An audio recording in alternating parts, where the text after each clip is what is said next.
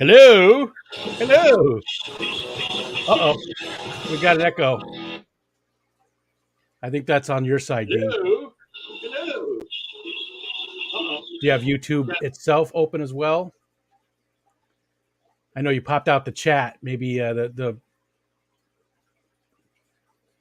Hi, everybody. Oh, now you're muted. We're off to a great start. Yep. All right. How about now? How about now? Yeah, that's good. All right. Hi, Dean. Hey. Okay. Real quick, as people are coming in, just want to give my normal spiel here at the beginning. So everybody that's coming in, we're not going to be looking at the chat at all this whole first part of the stream. It's just going to be Dean and I having a conversation. And then the second half will open up to you guys. So if you come in and say hi and we don't say anything, that's why. And mods, if you don't mind maybe just mentioning that throughout the stream in case somebody new comes in. I always worry that somebody comes in, they're like, hey, these guys didn't even recognize my question or anything.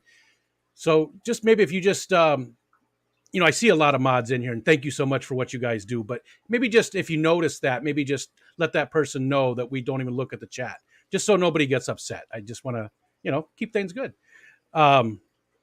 Dean, hi. On top of that, I can't even see the chat. Yes, I'll be feeding questions to Dean. So I'm not even going to be looking at it either.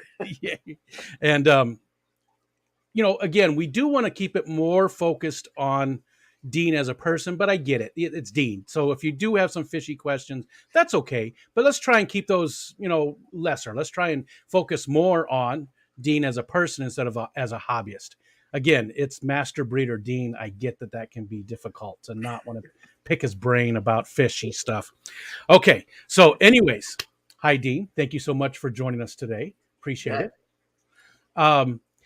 So Dean is affiliated with the co-op, but you're not actually a co-op employee. You do a lot with them. You sell them a lot of fish and things like that, correct? Right.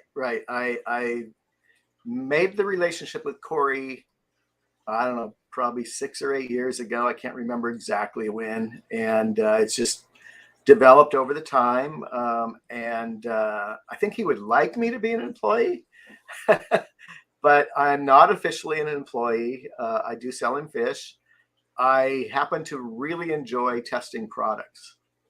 And so there's probably not a product that has the co-op label on it that hasn't come through my fish room at some point. Wow. And it is a very impressive fish room. I can't imagine there's anybody in here who has not seen the videos. And I know that the mods, I see Myrtle just dropped another one, co-op videos featuring Dean. It is an incredibly impressive fish room. And we did get a question about that that I'll make sure to ask in case that gentleman's internet dies. But so you live not too far from the co-op, then obviously you got to be pretty close. I'm about 40-minute drive. Okay, so not bad. And then from the what I call the indoor fish farm, where I'm about an hour. Okay. And you lived in the Pacific Northwest your entire life, or? Well, yeah, I was born in Missouri. Okay. But I only remember snow from there, and I pretty much did all the rest of my life out here except for a 2-year stint in Ohio, in Cleveland. Okay. Cleveland? Yep. No offense to the Clevelanders, but there's better places in Ohio than Cleveland. I know. I visited a lot of them. Cleveland's great, people. I'm just joking. Yeah. I'm not joking. Or not. So you don't really remember those early years, though. Most of your life was the Pacific Northwest. Yeah. Okay. I think we moved here when I was like 3 or 4. Oh, okay. Okay. Yeah. So I get that. And so you grew up in that area. Did you have any early jobs? Did you do, a lot of people I've talked to recently I started working at the age of 12 and stuff like that. Was that you? Were you one of those people? Yeah. What was minimum wage was like 65 cents an hour. Yes. Right. Yep.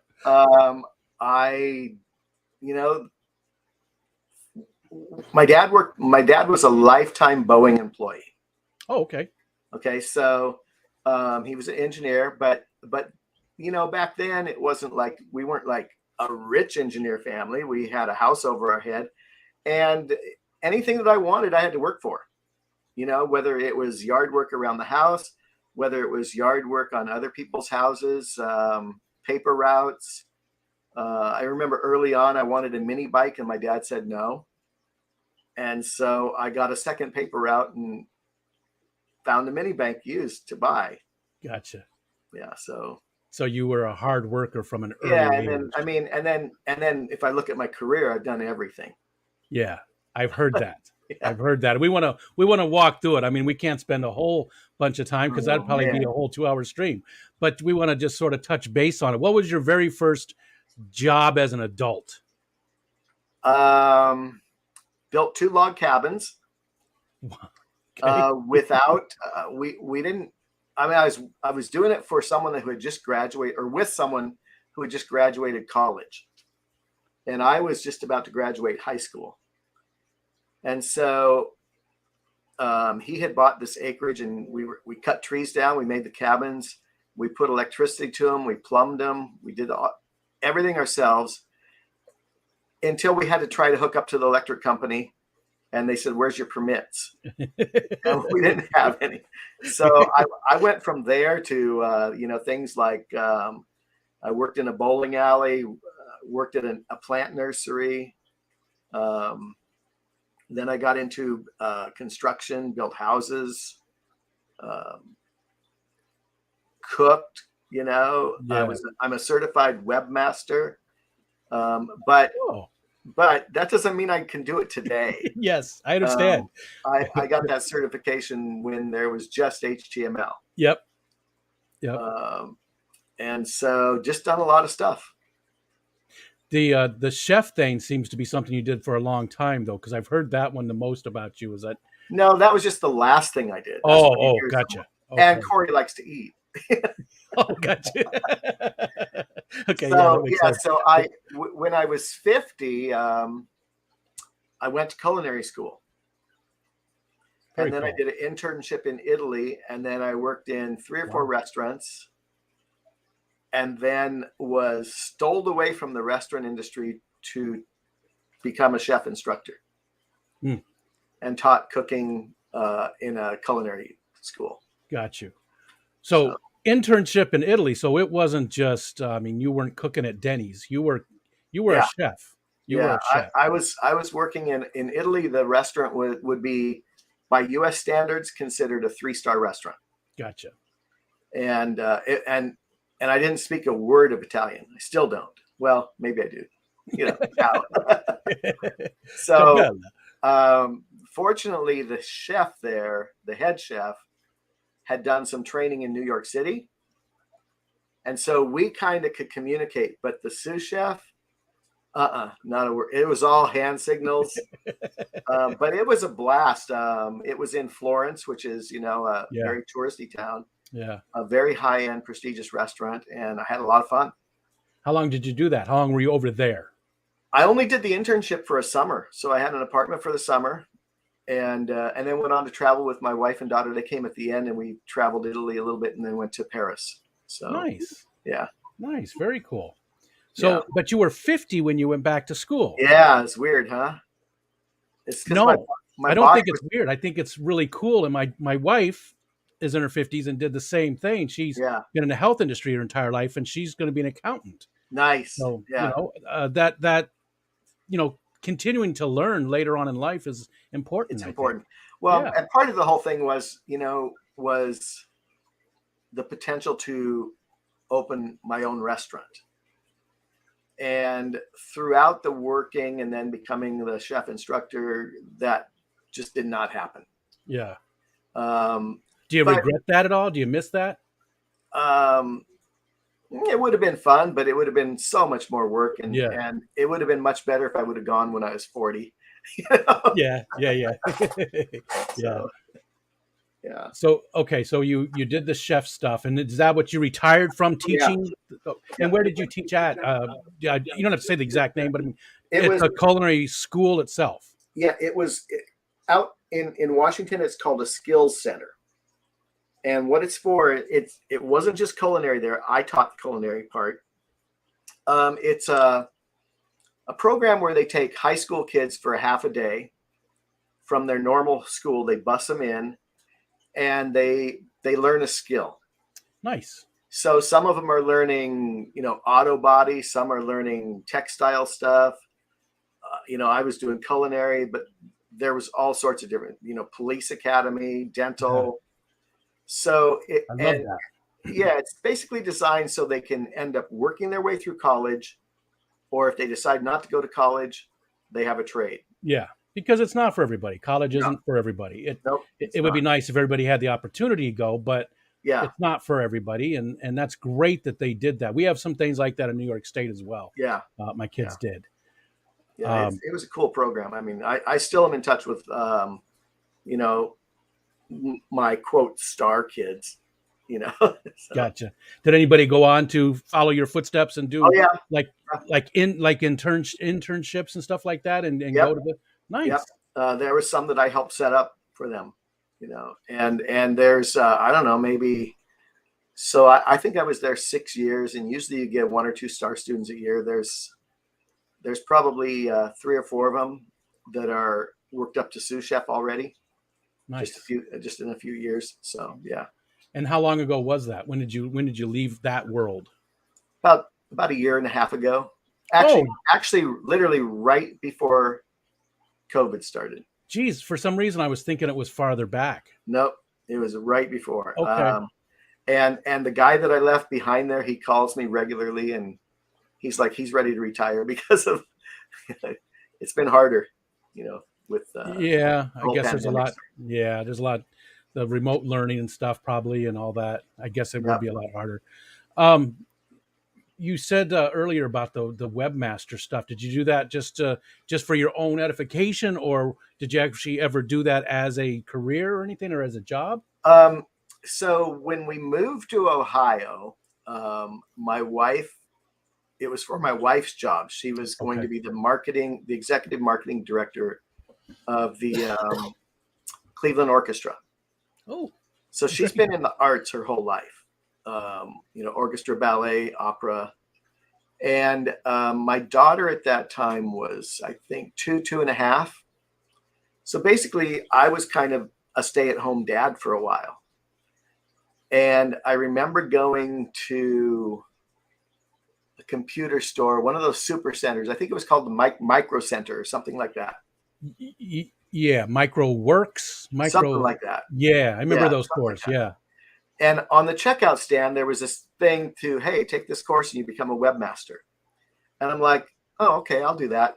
So literally, you pay, you take 2 weeks of 8-hour-a-day classes, and then you have to test at like a certified testing center. And if you don't pass, you're not certified. Yeah. So I passed, and then as soon as I passed, I had friends that had tried to do websites, and within maybe 4 months, I was doing 14 different websites. I was hosting websites also, selling hosting, and the money was really good in the early days. Yeah, yeah. What year roughly are we talking? Around 2000, maybe a little bit earlier? Before 2000. It would have been the late 90s. Gotcha. So probably 97, 98, 99 in there.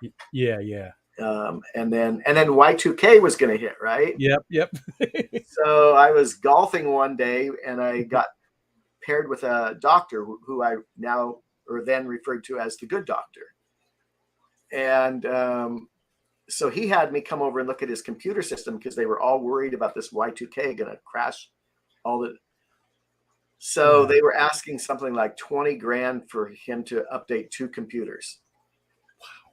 And I said, that's you could buy new ones for that. And, so I outfitted him, and he referred me to another, and pretty soon I had done, half of Cleveland's small clinics, and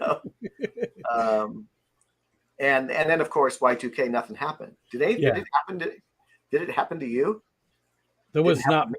Yeah, there was not much of anything. There was a very, very few things. Yeah. Very few things that occurred because of it. Yeah. Nothing happened, right? Yeah. It was, but the potential was there. Oh yeah, it was potential was there, there. definitely there. Yeah. So, it's good that, and a lot more stuff could have happened if we hadn't had people like Dean out there doing those types of things and getting stuff set up and getting it set up for 4 digits as opposed to Right, the two. right. That's Yeah. about the time I was in school for IT stuff as well. No, that was I was a little bit earlier, but I was a web developer as well around Oh, the cool. early 2000s. Yep. Yeah. So So, use so you Notepad had to the do it. 2-inch thick book of HTML code, right? Yeah. And I knew a lot of it. And there was enough of an internet there too to be able to pick up some stuff by There then, was, yeah, yeah, but it was just all built in Notepad. And Notepad I was using, that was right. how I created the pages and stuff, and you'd That's what I upload did them. too. It was Yeah, a lot of copy and paste. I mean, I can remember one time where I had one comma out of place, and it took me 2 days to realize that. Because when you're over it all the time, it's like, okay, your eyes are just going crazy. Yeah. And then all of a sudden I found, oh, it's a comma. Take the comma out and the program worked. And it's so much easier today because it does a lot of they check the code for Yeah, you it and does so all much that. more. Yeah. Yeah. So you made a good living off of IT stuff basically there I for a did, while. yeah. I Back in did the not. time. That's something I did not know. I knew about the chef stuff, and I Yeah. knew you wore a lot of different hats, but I didn't know about that. That's cool. We have that in common. I like that. Yeah. It's always nice when you find some commonality with There you people go. like that. Exactly. Right. Because I can't cook for anything, but luckily my youngest son is very interested and There you cooks a go. lot of very good meals for us. Don't let him move out. He's 20. Actually, he's 21. No, he just turned 20. He just turned 20, and I don't want him to move out because Yeah. because I'll he's buy you such a food. great You cook. he's a great cook. Yeah. So any other different types of jobs in there? We didn't really cover anything different that you did. I mean, you talked about building houses. You talked about Yep. doing, and now you can see that today when you're doing the stuff with the co-op, with Cory's, Fishroom setting, all that. Right. You talked about the web development stuff. You talked about being a chef. Is there any other like jobs that really stand out that were different or interesting that you had in that Not time period? not major ones. I mean, working in the plant nursery, that was kind of fun. Yeah. I was young and wasn't really into the whole plant thing at the time, so it was more just a job. Gotcha. At one point, because I worked in the bowling alley, I had a 254 average. Okay. Now I bet I couldn't even bowl without hitting the gutter. Yeah. Yeah. So and then throughout the building, I did things like learn plumbing, wiring, all of that. I could build a house all by pouring your own cement, roofing, windows. Shortly after I built houses, I did go into sales, outside sales for 3 years, and put 100,000 miles on the car in 1 year. Yeah, wow. But I doubled the volume of the company in a year also. Nice. So, yeah. And was that something you really liked doing, the sales stuff? Yeah, it was good. I love getting out so. and seeing people, Well, I mean, just now, even when you watch a co-op video, when you're in it, it's always like, is it time for a commercial? I know. We got to pay the bills. Most of you guys don't know how that actually came up. Oh, yeah, we don't. Is there a good story there? Yeah, I mean, I was sitting with Cory one time, and I said, and he had watched some, I don't know whether they were webinars or other YouTube channels about building the channel. He's very conscious about building his channel. And he said, the one thing I can't do is I can't ask people for money, to go buy my products. And I said, oh, I can. And so that's just how that started. There's an occasional complaint, but there's always going to be a complaint. Believe me, I understand that. Yes. I mean, there's always going to be a complaint, but if you get 99 yeses and 1 no, are you going to cater to well, Cory would focus on the no. So would I. We talked about that, right? Because right? Yeah. Because you don't want that 1 no. And I learned in my experience, just there's going to be no's. Let them go. It's so hard to not focus on the negative. It is. You'll have 100 positive, well, like you said, a 99 positive comments, not one is the one that you stay up thinking about and man, I Yep. could do that better or something like that. What can I do for that guy? Yeah, You know, yeah, right. I So get that. I get that, and that's about the Cory. We talked about that. He's a anyways. I don't want to go into talking about Cory. This is Dean's night. Go so kids, Cory. so we just, you know, we started doing that, and then Jimmy picked up on it. And of course, you know, Jimmy's kind of guiding the video, and he's like, Yeah, what commercial are we doing today? I'm like, what did you bring me? You know? gotcha. So Well, do yeah. you have a commercial to do right now? Can I do No, commercial? Well, let's see. if you got something, there we go. What is the new Oh, you tumbler? had to be there for that. I wasn't there for that. You had to be there. There we go. There we go. That's a product I use as well, so I'm okay with that. This is my new big bottle. So I had got the small bottles, right? And then I didn't realize that, oh, they discontinued that. Yeah.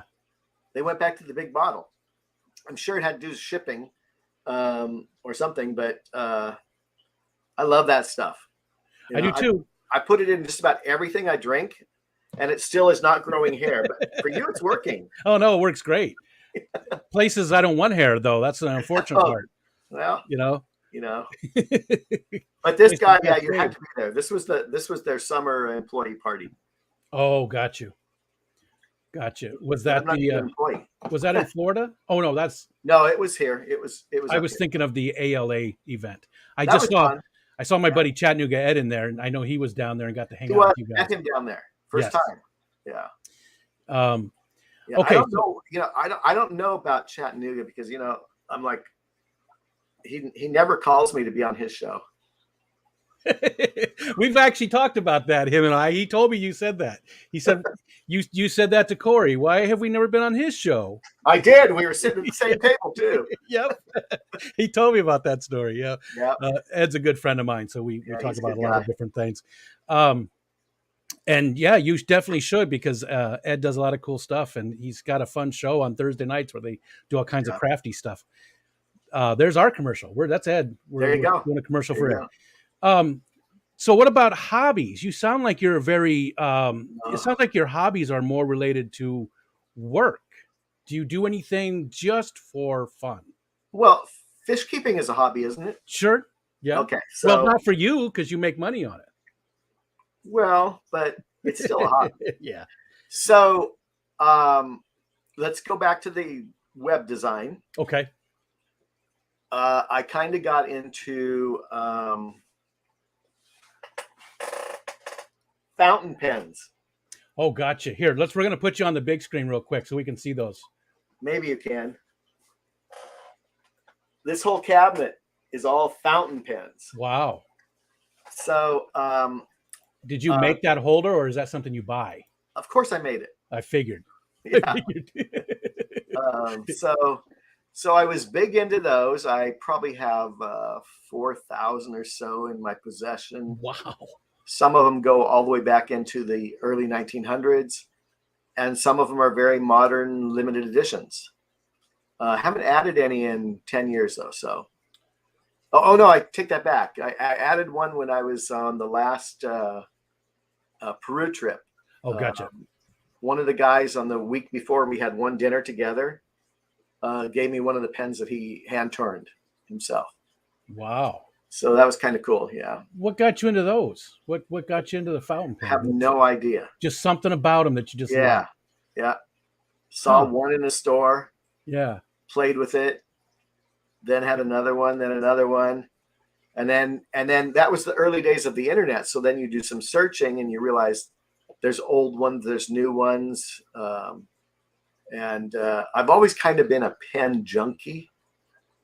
I don't know if that's the right word, but you know, liking aficionado. Yeah, I've always liked neat ones, but That's interesting. You know, fountain pens were new. But you're not sure what really draws you to them. There's not draws you to them. Yeah, No pun exactly. intended. You're not sure what pulls you into those, though. They're just something No, that you like. it's just one of those things that happened, and then you know, of course, here's what happened around that. Oh, sorry about that. That's okay. I don't even know how to silence that. That sounded like the Rockford Files. Yeah, it's over there.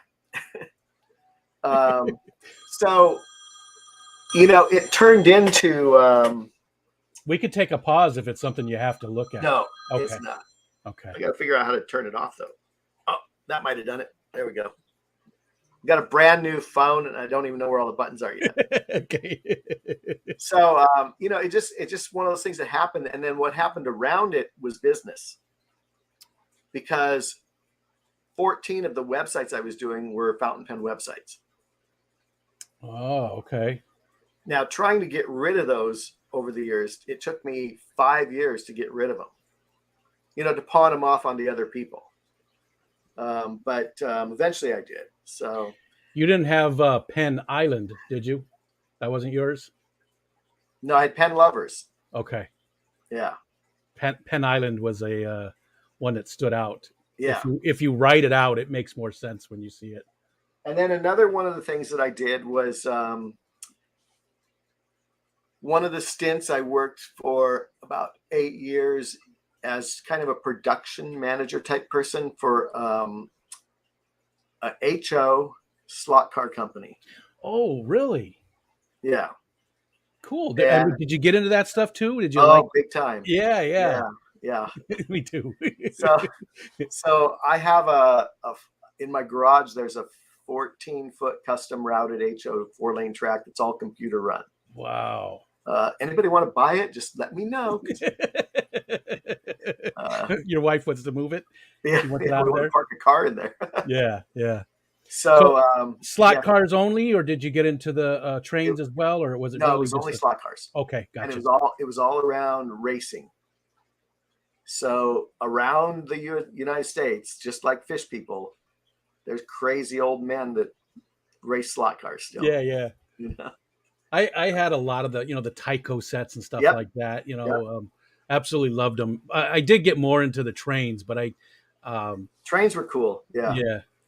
They're a lot of fun too, and I still to this day I want to build a train room. I do. That would be fun. Yeah. I mean, I remember there used to be a restaurant out here that had one running around the ceiling. Yeah. And it was just for decoration. Yeah. But it was way cool. And eventually that restaurant got torn down. And I was like, oh, I'm so sad. I think in Japan they have one that, or maybe it's somewhere else, I can't remember, that actually delivers the food to you too. Right. There's some place where they have one that's it's like the big gauge, the O, or I can't remember what the gauge is. O gauge, I think. Yeah. Or no, it's bigger than O. G? Something like that. I don't know. And it brings the food out to you, which I always love too. That's a cool thing. So you got into the slot car stuff sort of heavy too. And was it just because you worked there, or did you have them when you were a kid and stuff too? Or I had them when I was a kid. Okay. Yeah, I had fish when I was a kid. I liked pens when I was a kid. I also really enjoy photography, but I don't get to do much of it. No. No. Is that something you and Jimmy talk about a lot? Because he seems like he's. I talked him into the Sony line.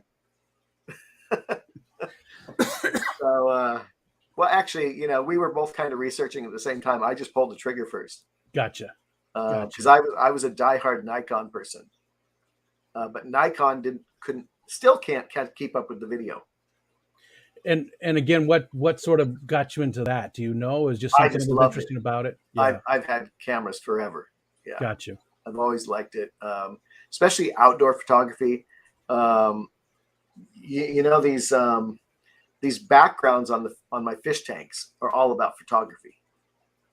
Really? Yeah. Like how? So what? So if you watch some of the later videos and you watch some of us building Cory stuff, we glued backgrounds on the inside of the tanks. Yeah. And they're Cory's least favorite company, and they always take care of me really good. So, gotcha. Yep. I know who you are. So my whole take was I got one, I put it in, and all of a sudden you don't get that back of the tank reflection when you're taking videos or pictures. I mean, you can still get a front of the tank one if you're room lights, but you don't get the back of the tank. So Cory's over one time. He says, "That's really cool. We're going to do it in all of mine." I'm like, you mean I'm going to do it in all of his? Yeah. So so we've done it in all of his. All from that company. Yep. Okay. I mean, I think it's the only company in the United States that's making 3D backgrounds. I think you're right, because I was looking for them because I thought they were a little bit pricey. They are pricey. Yeah, and I was looking for alternatives, and I could not find Yeah, I anything think that there's was a decent. Canadian company, and I know there's one in the UK somewhere. Gotcha. But then you're talking about extraordinary shipping. Yeah, yeah. Well, that had to be So a pretty penny though for all of the ones. I mean, you did all of his tanks, all of his yeah, personal tanks. in his we bought big sheets of the material. Oh, okay. So I mean, the company, they probably do a lot of backgrounds for like zoos and places like that, reptile exhibits. So they make this stuff in great big sheets, and then we cut it ourselves for Cory's. Okay. I wasn't aware that they offered that. That's pretty cool. If you have smaller tanks, Amazon sells at the cheapest price but it's 75-gallon tank and smaller. Yeah. But it's not that hard to cut. Gotcha. I mean, you could cut it with a razor knife or a table saw or a skill saw, whatever you want. I just use that plasti dip stuff, but it goes on the outside, so you still get the glare. Back, yeah, you still get that reflection from the background. And speaking of plastic dip, that's one of the experiments I want to do someday, because I've talked with them, and their product, once cured, is not toxic to fish. Gotcha. So I want to try it on the inside and see if it lasts. Huh. Yeah, yeah. I'm very interested in that. I would be really interested to see if that worked. Yeah, because that's a very cheap way to get that same effect. That doesn't look near as nice as those. I mean, well, those. But if you want a black background, yeah. It maybe could work. So I haven't tried it yet, but at some point I want to. So. We'll have to keep us informed on that one. I would love to. I'd love to see a lot about that, because that would definitely be right up my alley, because I do have that problem. I try to take videos of my tanks quite often. Videos, not so much pictures, but videos. Yeah. To share with people. And the glare is glare. Especially because I have a lot of natural light in this room. Oh, so you're going to get glare no matter what. Yeah. So anytime I can cut down anywhere would really help. Yeah. Okay. Did we cover all the main hobbies? I think so. Yeah. Okay. Anything that stands out that we didn't get that you? No, I'm not going to tell you. Okay. I was hoping you said that. Okay. Actually, we are halfway through the chat already, through the conversation. Wow. So now's a good time to. How are you on time? Do you have exactly an hour? No, I whatever you want. Okay. Because it just makes it easier. I mean, Cory went for 2.5 hours, but I don't expect that from you. But he likes to talk just as much as I do, so that was a good thing. Okay, so now's a good time, people. Again, if you came in, if you did a super chat, thank you so much. I didn't notice it. I'm sorry. Just focusing on Dean and having the conversation. Thank you for the super chats. Thank you for everybody that here. There's 120 some people in here now. But if you've got questions now for Dean, please do the @RicoStan so it pops out for me, and we'll feed those questions to Dean. And again, if you want to ask a fish question, that's okay, but try and keep it more, questions about Dean and what he does, and who he is and what makes him tick, that kind of stuff. I'm sure there was some questions in there that there's things that I wanted to ask you, and I'm sure I didn't go over. That's all right. So. Let's see. So right off the bat here, we've got Kingfisher's Catch. He says, what's the best do-it-yourself hack Dean has come across from a fellow hobbyist? Something that you saw another hobbyist do. Oh man, there's bazillions of them. Yeah. I don't know that I copy anything exactly. But it sure triggers stuff for me to do. I think Rick Borstein does a talk. It's about fish rooms, and I think it's titled something like 60 things in 60 minutes, 60 fish room. And one of the things he talked about was the temperature control valve. And up to that point, I was using cheaper one. Let's just call it a really cheap one. I was using a thermostatic mixer, similar to what would be in an automatic bathroom, where the water comes out at whatever temperature. And he shows this thermostatic mixing valve where you could dial in the temperature. And I'm like, that's mine. Yeah. You You know, did that, right? I think I you, did that. yeah, I saw Yeah, and that we video. did it for Cory also because it makes light. Well, I upped Rick. Sorry, Rick, if you're out there. Rick uses a manual dial one. I use the electronic one. So I can dial temperature going through to within 1/10 of a degree. Wow. It's pretty sweet. It's not cheap. It was like about 300 angelfish fry. What's that in people dollars? It's around a little over 1,000. Okay.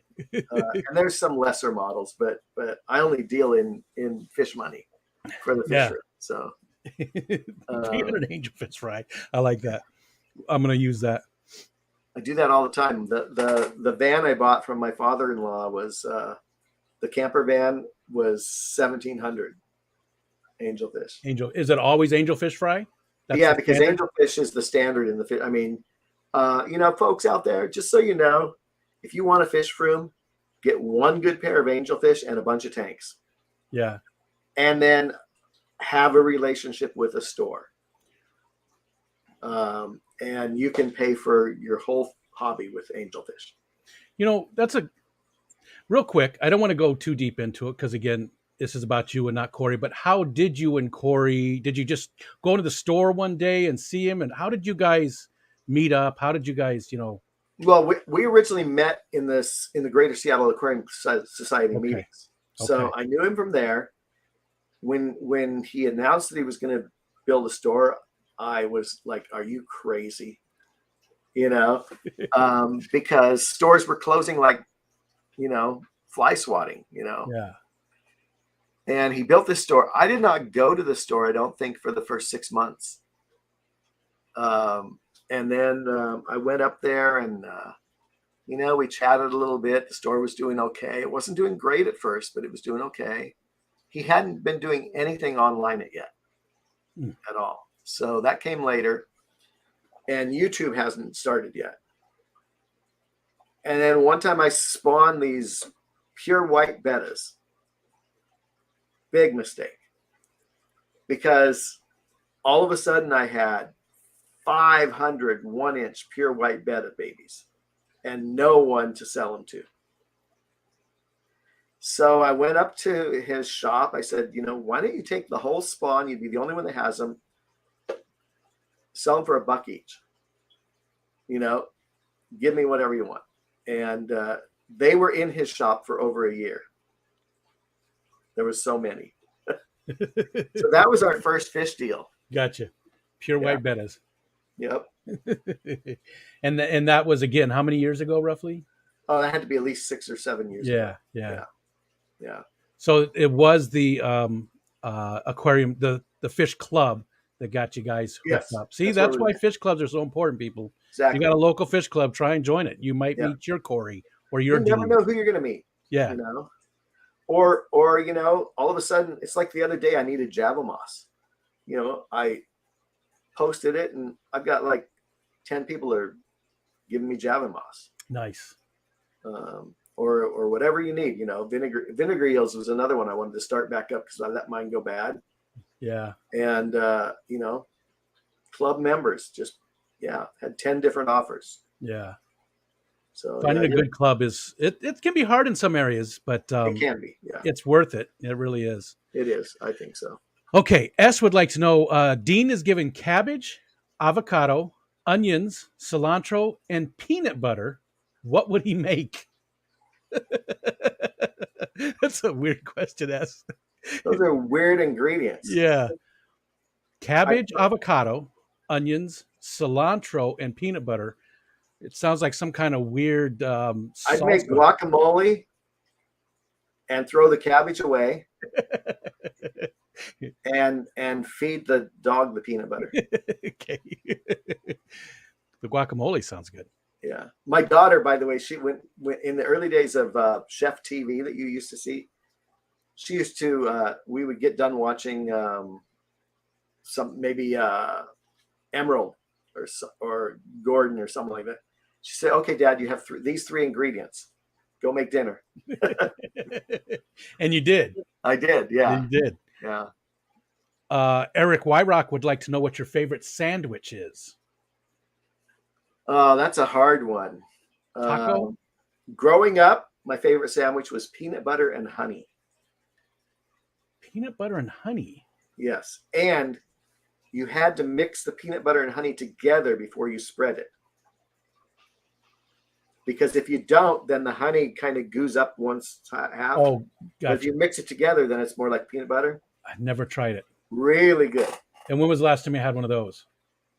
20 years ago. Yeah. But I'm going to try it now, though. I'm going to try it. Yeah, mine, peanut butter and onion's really good, too. Really? Yeah, especially if you like red onion, raw. Yeah. I do like onions. It's got to be thin slices of onion. Don't want it too onion. But I would say my favorite sandwich nowadays would be turkey Havarti. No mustard. All right, let's keep it off of the food. I had a nice big plate of nachos right before we started, but I'm getting hungry already. Okay, Maria Z. Hi, Maria. She says, if Dean could be a fish, what would it be? some crazy questions. Fish? Yeah. What kind of fish would you like to be? Well, you'd have to be the apex predator then. Because otherwise you're going to get eaten by another fish. Yeah. Right? So I would have to be like the great white shark. I mean, otherwise you're going to be eaten. Yeah, unless you're really good at hiding. And people don't realize, fish eat fish. What about a lamprey eel? Aren't those the ones that hang off the side of the shark? Yeah, they would probably not get eaten. Yeah. That's an option. Just an option. Yeah. Dolphins are fun too. They'd be fun too. Yeah. Yeah, I think actually dolphin would be that would be my choice. Yeah. And here's Scuba Steve would like to know if you're going to be at Aquacella Orlando or any of the Aquacellas. I know some of the Co-op's going to one of them. Co-op's going to Orlando. I don't know if I'm going on that one. Okay. I was just in Florida, but I might go to Dallas. I think there's going to be one. Yep. I'm on the fence about this big Triple Crown, whatever they're calling that thing. Yeah. I almost think that's too much for a weekend. Well, it's 5 days. Well, 5 days, and you got 3 different venues. If speakers and stuff are overlapping, you're going to miss something. Yeah, I'm really looking forward to it. And it's not even all about that, but there's a lot of, the fish fam that we call this big group of all these fish tube channels. Yeah. Tons of us are going. I mean, hundreds of us. Right. It's going to just be. It'll be chaos, but it'll be fun chaos. Fun chaos, yeah. That's why I'm not staying at the hotel there. I've getting an Airbnb and staying off site so I can, get away from the chaos a little bit. But I'm very much looking forward to it. And if I had to pick one to go to this year, that would be the one. If you're interested in seeing all these people and meeting all these people, I'd love to meet you, Dean. That'd be awesome. Well, it's like, okay, so it's rainbow fish. I've done rainbow fish a ton. Yep, love rainbow. It's live bears and it's cichlids, right? It's the American killies.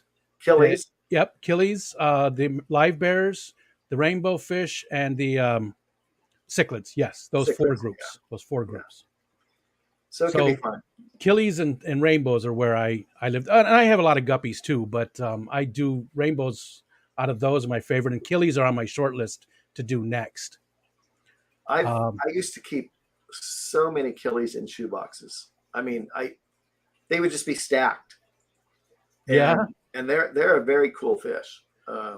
So many different types. They're just I probably had like 30 different types at one point. Wow. And I did rather the peat spawners and the mop spawner type ones. I call them mop spawners, but probably not what they're called these days. But it surprises me how they're kind of a black sheep in the industry. Are they? Well, I mean, when's the last time you saw a killifish at a Petco? Never. Yeah, right? I don't get to go to those places that often. In their defense, at your local store, how often do you see them? Hardly ever, right? Yeah. Yet they're not tough to breed. They could easily be bred commercially if they're beautiful. They're gorgeous colors. Yeah. So they're kind of like that black sheep that, Gotcha.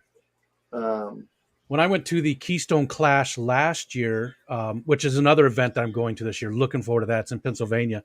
That's just purely clubs that are putting that on too, okay. which I like. But anyways, they have the largest fish show in North America, and they had some killies up there that were just amazing. They were so beautiful, and they They're, were actually pretty good sized. I mean, they they weren't can be big. small. They can be Yeah, big. they were Yeah. beautiful. They're cool fish though. I mean, Excuse me. really, really fun to keep and breed. Uh, so it just surprises me that they're not more popular. Gotcha. They're definitely next on my list to do. I've got a tank that's a 29 over here on the floor that I've got some native fish in. They're moving to a tub, and then that's Yeah. gonna be the killifish. Alishon, hey there. He wants to know what's your most challenging species to breed. Well, lately, when I'm talking like, let's say the last 3 years, um, I have had the pair of Shadoni puffers spawn 4 or 5 times, and I've got the fry to live 8 days 3 times, Huh. and there's something I'm missing. I did just visit Preston John, who has successfully spawned them, and he's not really working with them much anymore. But he said, well, when he was feeding them, it was like a 24-hour a day job for the first 30 days. Oh, They are the smallest fry I've ever seen of any fish, and wow. so they're a challenge. But zebra plecos challenged me in a different way. They're not just a breeding challenge, they're also a monetary challenge. And I've had groups of them all the way to breeder size. In fact, the last group was breeding. The first group I had was way back in the 90s when they first came in the hobby. And if you think of buying a $60 fish back in the 90s, that was a lot for a fish. Oh yeah. Right? I sold those because we moved to Ohio. The next group I had to be about 10 years ago now. And they all died one weekend because of a heater malfunctioning. Oh, yep. Yep. And my third group that I actually had a few fry from, same thing, a heater malfunctioned. Heaters are my nemesis in the industry. I understand. And I hate them, but most of us have to use them. And yep. I use those Inkbird controllers on all of yeah, my, because we keep it pretty cool here in the house. We live upstate New York. It's very cold. But I use those Inkbird controllers on every tank because that happened to me one time. It stayed on and cooked all the fish in the tank. Yeah. It's far better if a heater would fail and go off. Yes. Because the fish is going to get cold. You might get ick, but odds are by the time you find it, you're going to be able to correct that situation. Yeah. But in my case, I had gone to Canada for the weekend and it stuck on, and the tank was literally over 120 degrees when I got home. Wow.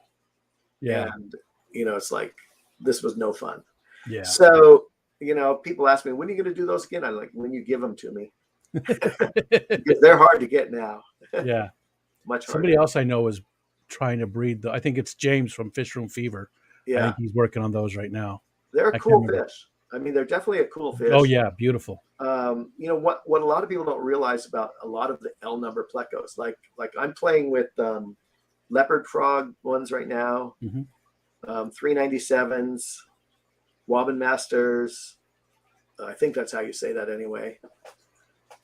You get a spawn, you're only going to get 15 to 20 fry. So it's not like you're mass producing them. Like angelfish, you could get 500 or 600. Yeah. Yeah. That's why angelfish is currency. Oh, gotcha. And plecos are not. Okay. That makes sense. I am going to use that. I'm going to use that. I can see my wife's look on her face. What do you mean? You spent what? Yeah, exactly. So back to the puffers real quick. I know there's a whole bunch of questions, but back to the puffers. Yeah. So what type of stuff would you try and feed them being so small? Is it that pearl powder No, stuff? needs What? to be a live food. So Okay. what I gathered is because if you remember, Cory did a video when he visited a puffer breeder in Germany, I think. And I was so angry. I'm like, Cory, you did this video and you didn't even ask any of the key questions. I'm like, how do you raise the fry? Yeah. But Cory later told me that the guy had a 10-foot a room the size of my fish room, so about a 10-foot square room, all about culturing live rotifers. Okay, I was going to say rotifers, but I thought that those were more marine, but they're They not. are, but there are some fresh water and Okay. there's brackish water. And Okay. so I got into culturing the marine variety, but they would die too quickly in fresh water. Yeah, yeah. And paramecium didn't work. And this is what I gathered from all of that is rotifers have an ectoskeleton, meaning they're going to give the fish some calcium. Okay. Size-wise, they're about the same as paramecium. But paramecium has no ectoskeleton. Okay. Right? So, I could see them snapping at it and maybe eating it, but they're so, we're talking about a fry that's 2 millimeters.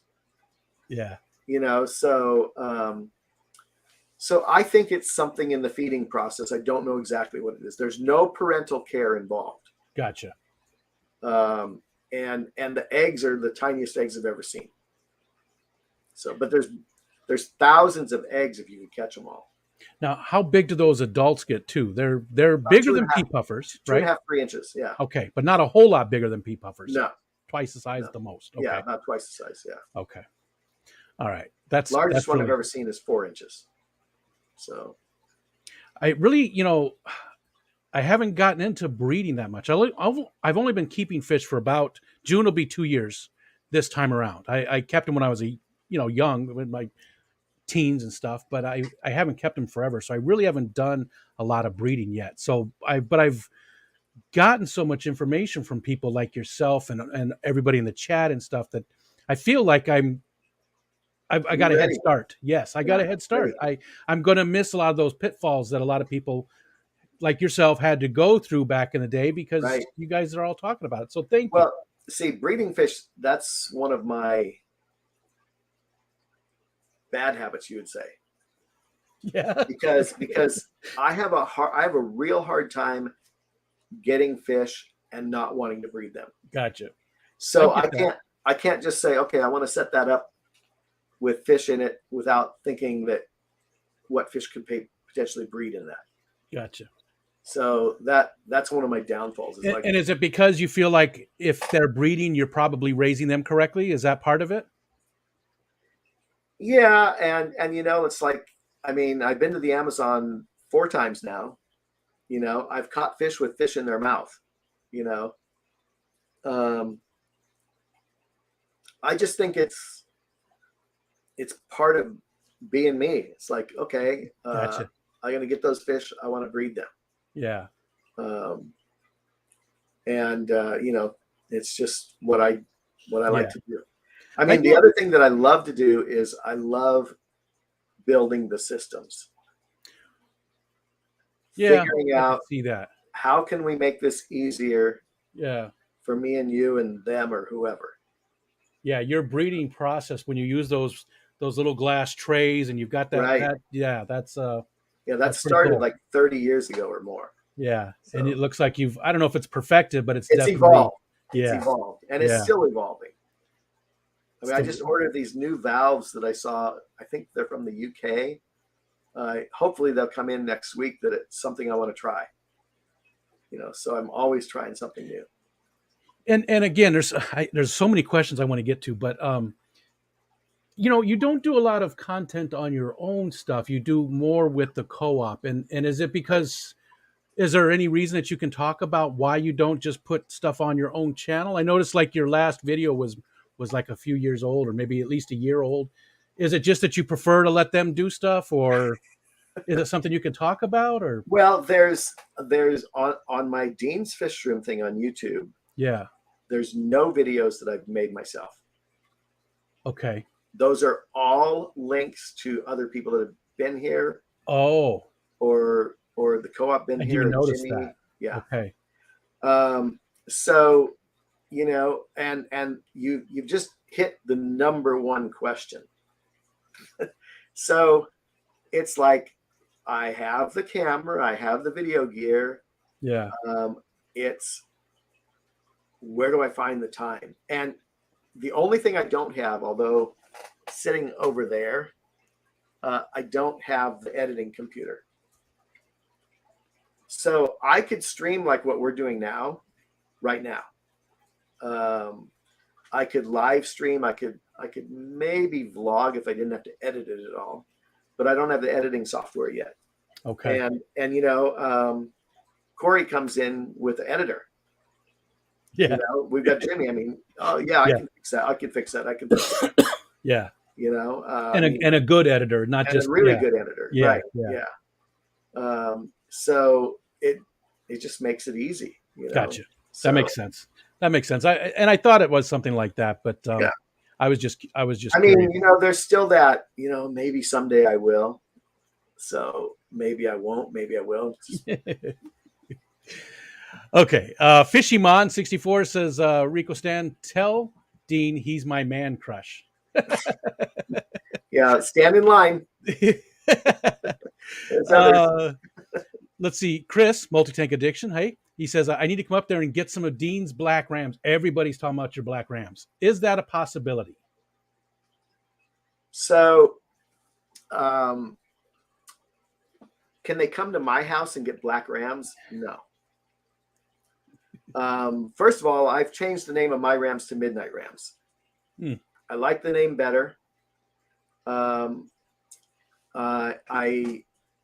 Mine are more solid color than most that you see in the industry. And I know mine were originally sourced from the guy who was paid to develop them.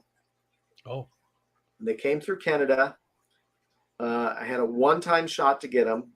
A friend of mine that he is a YouTuber of some sorts, I think, lived up in Canada. He got them from, I want to say the Ontario area, brought them to the Vancouver area, which is 2.5 hours north of me. And we hooked up and I got them. I originally got 16 and they proceeded to kill each other. They are the meanest rams I've ever seen.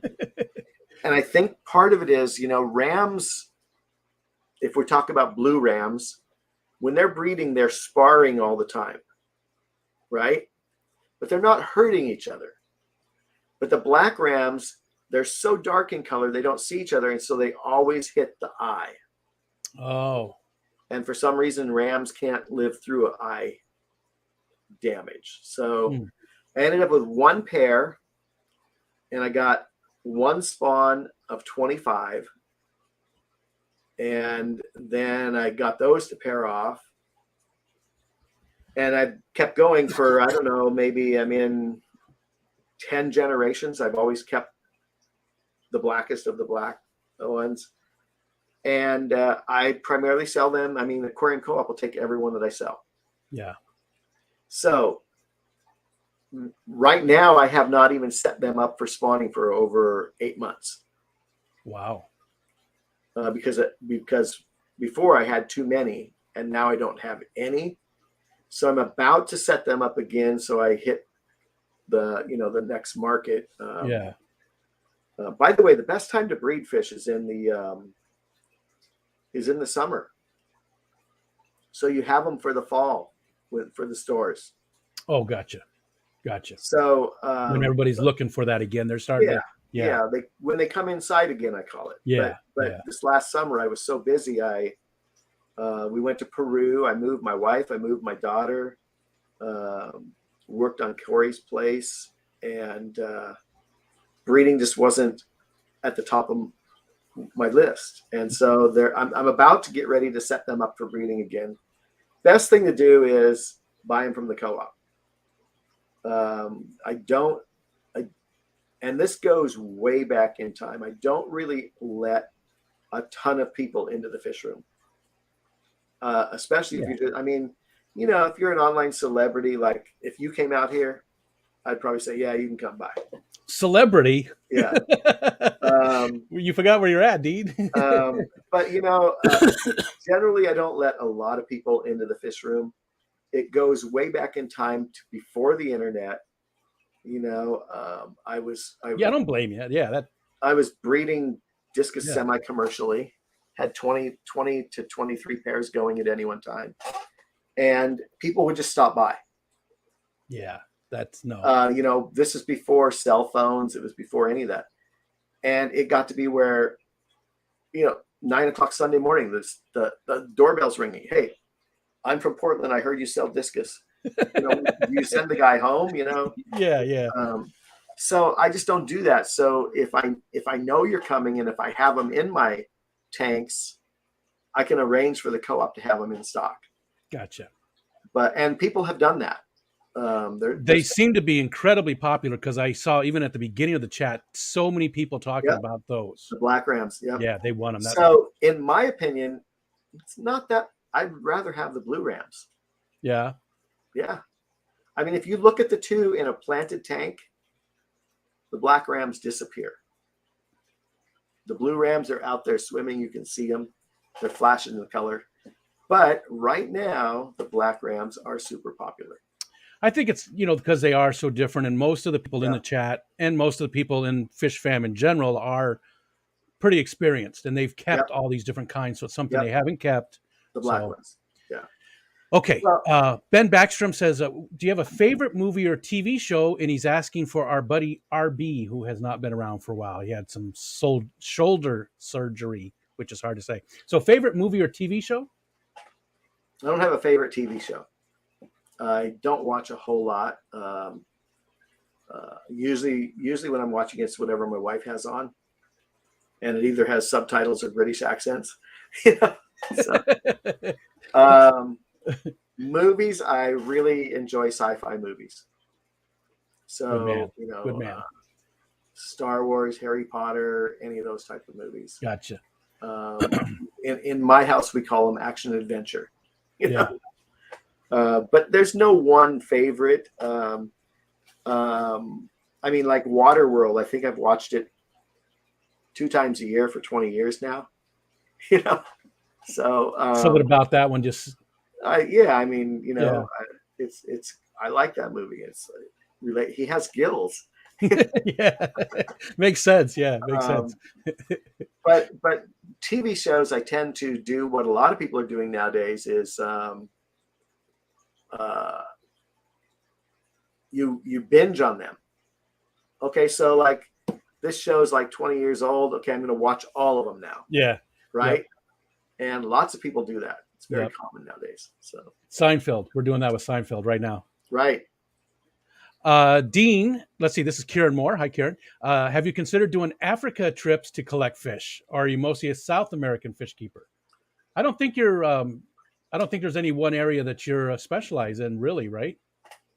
These are shell dwellers, gold ocellatus. I would definitely consider Africa trip. We've talked about it. Lawrence Kent is a local to us. He's gone to Africa many, many times and collected. And, I've talked to him about it. Would love to, but the issue right now, and, it's the stability, I mean, you could book a trip and tomorrow it could be canceled. Yeah. So it's getting back to some stability and like that. I collected down in Florida when we were there, but most of those were not native fish. Yeah. Right. So I didn't bring anything back. Everything I collected, I gave to other people that were there. Gotcha. And we collected some really cool fish. I remember seeing that. Yeah. And I remember Ed talking about some of that too. And that's, I know a lot of people that have gone down there to collect because everything's there. Yeah. It's all there. Everything's there and it survives. Nowhere. Yeah. And then I spoke in Phoenix late last year and talking about there's potential to collect there also. But Phoenix or Arizona has different rules where you have to get permits to keep anything. And where would you collect there? I mean, I used to live in Arizona, so I don't know. The guy said in the rivers. I wonder what kind of things. I Because don't the know. Salt River is different now. It used to dry up 100%, Yes, but now they've right. got it dammed and Right. um, He just said you can collect some cool stuff out there. I bet So it's I sort don't of the same though as Florida. In some ways, I bet you that people have released some things, Oh, and I'm there's sure probably they some have. non-natives Yeah, in that are I'm sure they surviving and thriving Yeah. there. Yeah. This one's from Dr. Anthony from the Amazon ornamental Research center. fish. Yeah. Yeah. How does Dean keep his tanks so clean? I don't put gravel in them. There's hardly any plants. All bare bottom, really? Mostly, I mean, I'm looking right there. I'm looking at 4 tanks. 2 of them with gravel and 2 without. The 2 without gravel look pristine. The 2 with gravel look like a mess. Yeah. So, and then with my auto water change system, it's a dilution system. So I'm not draining any water. I'm just adding more water and it overflows, right? So that's not really a quote water change as much as you're just diluting what's there. I mean, it does change some of it. Sure. I have it run twice a day for a very short time. So middle of the morning and middle of the night it runs. And it might change 10% of the water in each tank every day. Okay. So it's just a short time. But I hardly ever go in there and siphon the bottom of any tank, even the bare bottom ones. There's usually some plecos or Corys in the bigger bare bottom tanks, and they will keep any waste stirred up so that the filters take care of it. Okay. Most of my filtration is almost all, whether it's a canister or air driven, it's almost all sponge filters. Canister would be full of sponges. Yeah. You know, and there's some canister filters that haven't been open for at least a year. I was thinking about mine. I've got one on the 75, and I was just thinking, I haven't opened that in a while. Yeah. it's been a while. So,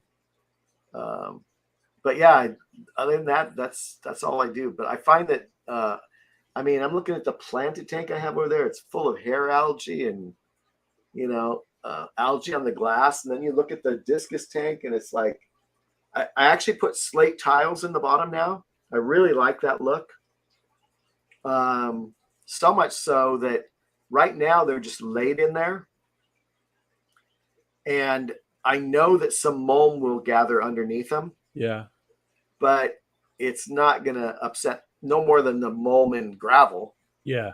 But I like them so much that I'm trying to figure out a way of where I can glue them in so there's nothing underneath them. Gotcha. Yeah. I need something that would adhere to glass and maybe a little bit to silicone. Almost like the old school tanks. Yes. Chrome. Yeah. Metaframe. See, I love the messy tanks. I have all planted tanks, and they are a mess, and I absolutely love them. I just well, look. I like the jungle look, you know, of the plant. All about the mess. But yeah. Let's see. Richard Reynolds says, "How is Dean's mosaic plant he got at the ALA?" Melted on the way back. Oh, I really want to get that plant again, though.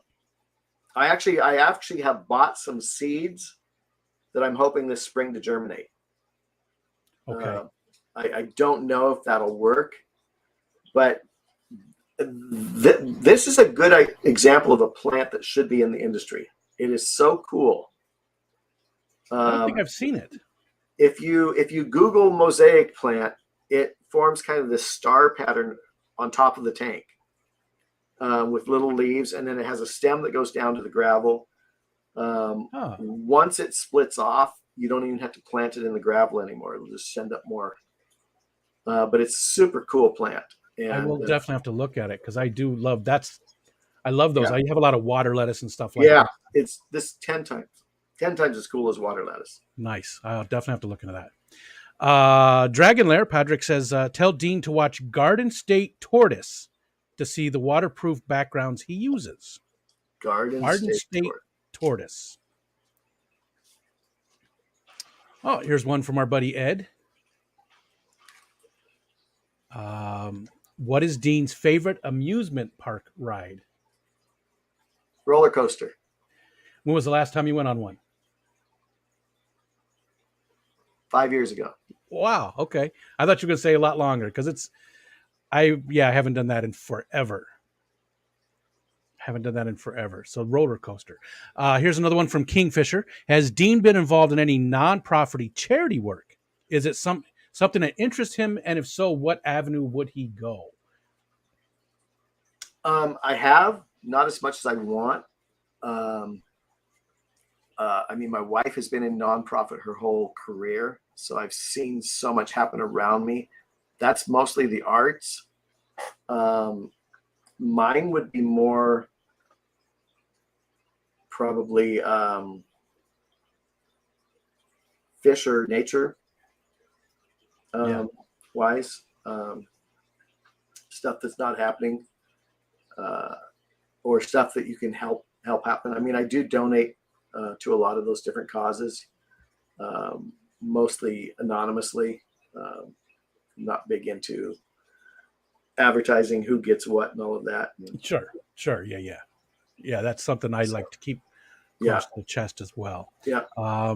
Let's see. I'm scrolling down. Okay, here we go. And again, if you have questions for me, do the @RicoStan. Now we're 10 minutes after the hour. Are you still good with time? I don't want to keep you all night. So yeah, I'm fine.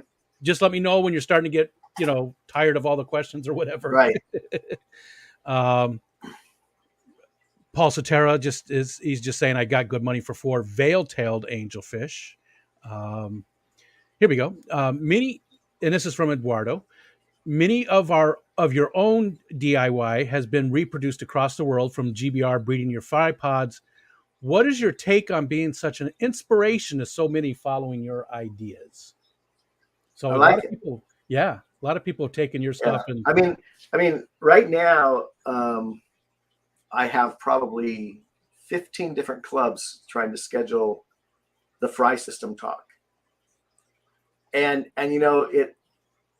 it was originally intended as a talk where we were actually going to build it in person at the club meetings and then do the little bit of slides that I have about it in person so people could actually see how easy it is to actually to build it. Yeah. But I've been working on these fry system, the fry trays for like over 30 years. Started with like, I think 18 5-gallon tanks in a row with 18 5-gallon buckets on top, dripping water every day. I'd fill the buckets every morning, every night. And that would be their water change. And the tanks were drilled and went down a drain to the sink. And so, most people, when they do spawn fish, the hardest thing is to raise the fry. Except for, probably if they're live bears. But even if they're live bears, if you really want to raise those properly, you have to take them out. Unless you have gigantic space. So yeah, I want to continue on that. I've thought about putting something about that in writing, but even when you have all the time in the world, it seems you're too busy. I know, right? Yes. Right. I understand that 100%. It seems like you would be able to do all kinds of stuff, and you're like, wait a minute, I just woke up. It's already 10 o'clock at night. Right. What happened? Right. Exactly. Let's see. And there's a lot of chat going on. Oh, it's going to jump on me. Wow, I am so far behind in the chat. I didn't realize I was that far behind. And again, hit me up at the @RicoStan. There we go. I was very far behind. So I'm going to go up to 7:36 Eastern time. Bates and Genetics has a question. We're going to start with that. So if your question was before that and I didn't get to it, please repost it for me. Bateson says, I've had problems with electric blue rams. Keeping them seems to be more difficult than the GBRs. Was wondering if Dean had any tips on those guys. Electric blue rams, anything that stands out that... Yeah, they're a hybrid. Electric blue rams are a little bit tougher in my opinion, especially the long fin varieties. But what most people don't do is get the temp up to 86 degrees. Most people are going to keep those rams at the same as other fish, and get rid of any live food except for baby brine shrimp. The adult rams will eat baby brine shrimp, by the way. Mine do all the time. I always have extra, so they usually get it. Make sure you're feeding frozen and dry foods of different types, not just all frozen foods. And health, you got to make sure they're healthy and from a good source in the first place. Ram, I don't want to rant on this, but rams that come in from overseas have usually been raised in water that has mild antibodies all their lives. So now all of a sudden we take this ram that's been raised in this pristine condition, put it in a fish tank, and it's going to get everything you can get. And it won't have any natural ability to build up to that. Gotcha. So. Gotcha. Okay. Yep. Let's see. Alex said they're endangered desert pupfish and escaped live bears from long ago fish farms in Arizona. Okay, interesting. Cool. I wasn't sure what they would find in those rivers. I don't know either, but I figured it'd be fun. As long as I don't find snakes, I'm pretty okay. They're out there, believe me. We used to hunt them. My ex-father-in-law went and got rattlers quite often. And when you're hunting them, it's the safest time because you're looking for them. When you're out just hiking, you're not looking for them. And that's right. Right. Okay. It jumped on me again. Let's see. Here we are right here. Patrick Durkin. Hey there. Are you still breeding your wild discus that you brought back from the Amazon? Yes, of course. That's one of my passions, I guess. I just had a spawn this morning. One of the things I'm experiencing with them is they're not super fertile. Or that might not be the right way. Or maybe I should rephrase it this way. Sometimes the male does his job and sometimes he doesn't do it so well. Oh, gotcha. So, like last time, I think there was five eggs that hatched. That's not a terrific spawn to be raising, and a few times before there was 100. So, definitely hit or miss. I hadn't been raising any for the last 5 months of last year. So I'm just kind of starting back into getting things going now. Okay. Hey, there's Kenny, Daniken Aquatics. When does Dean plan to take some more of his discus to the co-op? I want to be there like the minute he is dropping them because they sell out in like 10 minutes. Exactly. Yeah. So maybe right now there's none to take. There you go. It'll be at least 3 months. Maybe you could hit Kenny up when you're ready to take some over, so he knows. Not a chance. No, when we first took them there was a big discussion on price. What should we price them at? And we wanted to be fair, but we also wanted to be realistic with the market. And it turns out there's no F1 Peruvian fry on the market. So we took some there and Cory made some announcement, and a few people left the room and they were gone. So I took some more about 2 weeks later, and I don't even think they got out of the bag that I took them in. And then I think I took another batch about 2 weeks ago. I haven't been back there to see yet. So, but they probably were the same thing. Probably were just probably like that. Yeah, they're an awesome fish. And the weird thing is, when I was breeding discus more semi-commercially back in the early 80s up to about the 90s, mid 90s, it was all about, I wanted to breed solid turquoise, and the Schmidt-Fock red turquoise. And now it's like, I don't like what they've done to discus. I want the wild ones back. Gotcha. So yeah, so you see all those white ones and yellow ones. And, well, I don't like any of them. No. You want to bring it back to the natural I state. want the ones that look cool. Yeah. Yeah. I've never kept discus. Never kept them. Yeah. There's Someday, always a maybe. time. Yeah, they're not on my short list, but I'm sure someday. I want to keep everything at some point, Everybody knows Candy, right? Oh yeah. She has some of my discus now. Does she? Yeah. So she better keep them alive. Everybody knows Candy. Yeah. We're actually going to interview her in February. It'll be only like the second live stream she's ever done. So yeah, looking forward to that. Let's see. Nano Aquarium guy showing up late, and maybe it was Asgardy, but what? Oh yeah, he was asking what events. So you're not entirely sure. You're thinking maybe Dallas. Maybe the Triple Crown. Maybe the Triple Crown. Yeah. Gotcha. Yeah. Part of that revolves around whether we're working right now on a collecting trip back to the mountains in Peru, but I won't hear back from them for another couple of weeks. When is that planned for? Late this year? Or? Yeah, sometime. Well, that's what we don't know yet. Okay, gotcha. But it would be later in the year. Yeah. I do love watching all that. That's so much fun. It's like they are so much fun. I just love watching living vicariously through you guys and watching the trip and stuff. It just the one thing I did not see that I really wanted to was that Corvus never took like a header into any mud or anything. I was just looking for that.